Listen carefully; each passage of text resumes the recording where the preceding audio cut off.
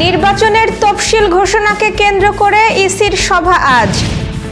যারা এতদিন নির্বাচন চেয়েছিল তারা এখন ভিন্ন কথা বলছে, মন্তব্য জামায়াত আমিরের।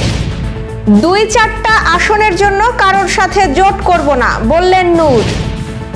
ইসি চাইলে সিসিটিভির জন্য 200 কোটি টাকা খয়রাত দিতে পারি, বললেন ওসমান হাদি।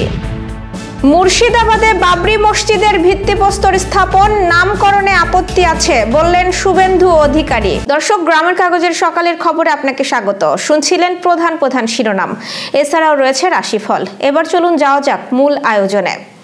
আসন্ন ত্রয়োদশ জাতীয় সংসদ নির্বাচনের তফসিল ঘোষণাকে কেন্দ্র করে আজ রোববার নির্বাচন কমিশন বৈঠকে বসবে। সকাল 10টায় প্রধান নির্বাচন কমিশনার এএমএম নাসির উদ্দিনের সভাপতিত্বে ইসির সভাকক্ষে এই বৈঠক অনুষ্ঠিত হবে। সভায় আইন ও প্রচলিত রীতির আলোকে তফসিল পূর্ব ও তফসিলোত্তর কার্যক্রম নিয়ে আলোচনা হবে। পাশাপাশি গণভোট আয়োজন, ত্রয়োদশ জাতীয় সংসদ নির্বাচনের সার্বিক প্রস্তুতির অগ্রগতি, মাঠ পর্যায়ের সর্বোচ্চ যোগাযোগ, মতবিনিময় এবং সমন্বয় সংক্রান্ত বিষয়গুলোর উপরও আলোচনা হবে। এদিকে সভায় ত্রয়োদশ জাতীয় সংসদ নির্বাচন ও গণভোটের কেন্দ্র ব্যবস্থাপনা এবং 29 নভেম্বর অনুষ্ঠিত মক ভোটের অভিজ্ঞতা ও মাঠ পর্যায়ের সুপারিশের ভিত্তিতে প্রয়োজনীয় সিদ্ধান্ত নেওয়া হবে।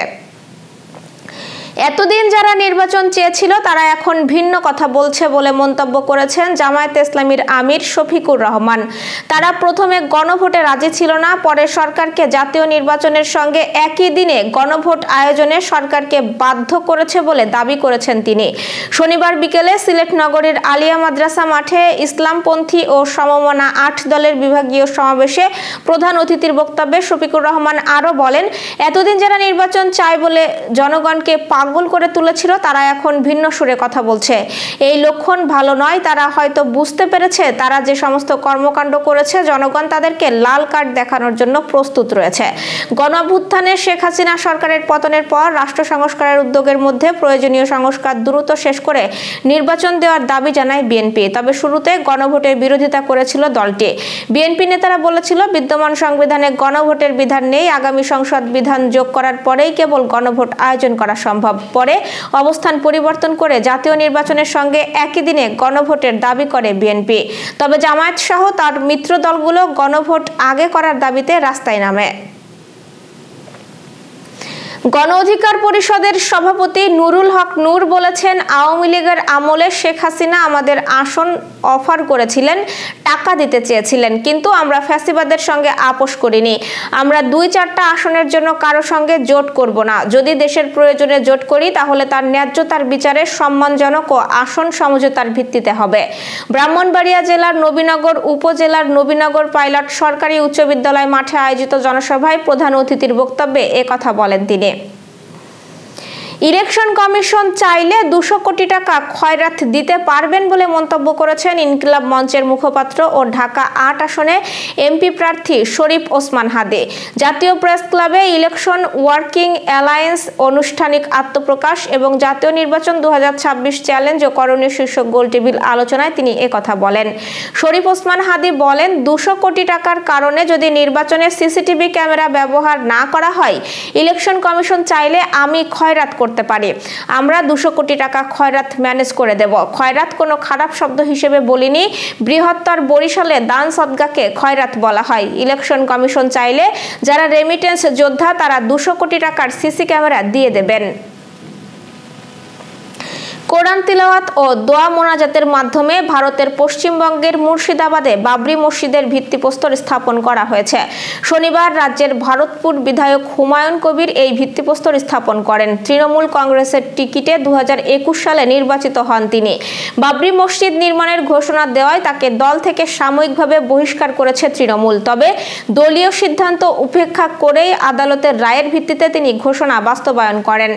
মসজিদের নাম বাবরি কেন, এমন প্রশ্ন তুলেছেন ভারতের পশ্চিমবঙ্গের বিজেপি নেতা শুভেন্দু অধিকারী। টাইমস অফ ইন্ডিয়ার এক প্রতিবেদন থেকে এই তথ্য জানা যায়। সাংবাদিকদের প্রশ্নের জবাবে শুভেন্দু অধিকারী বলেন, হিন্দুরা মন্দির বানাবেন, মুসলিমরা মসজিদ বানাবেন, তাতে কোনো আপত্তি নেই, কিন্তু নামকরণে আপত্তি আছে। বাবরি মসজিদ নাম কেন? মসজিদের ভিত্তিপ্রস্তর স্থাপনের ঘটনাকে কেন্দ্র করে মুর্শিদাবাদে যেন কোনোভাবেই সাম্প্রদায়িক উত্তেজনা না ছড়ায়, সেজন্য যা যা করা দরকার তা করতে পশ্চিমবঙ্গ সরকারকে নির্দেশ দেয় কলকাতা হাইকোর্ট, সেই অনুসারেই হয় ভিত্তিপ্রস্তর স্থাপন। দর্শক, এবার চলুন জেনে নিই কেমন যাবে আপনার আজকের দিন অর্থাৎ 7 ডিসেম্বরের সম্ভাব্য রাশিফল। মেষ রাশির আজ নিজের সিদ্ধান্তের উপর ভরসা বাড়বে, নতুন কোনো দায়িত্ব পেতে পারেন, সম্পর্কের ভুল বোঝাবুঝি কমবে, অপ্রত্যাশিত খরচ হতে পারে, সতর্ক থাকুন এবং মাথা ব্যথা বা ক্লান্তি পেতে পারে।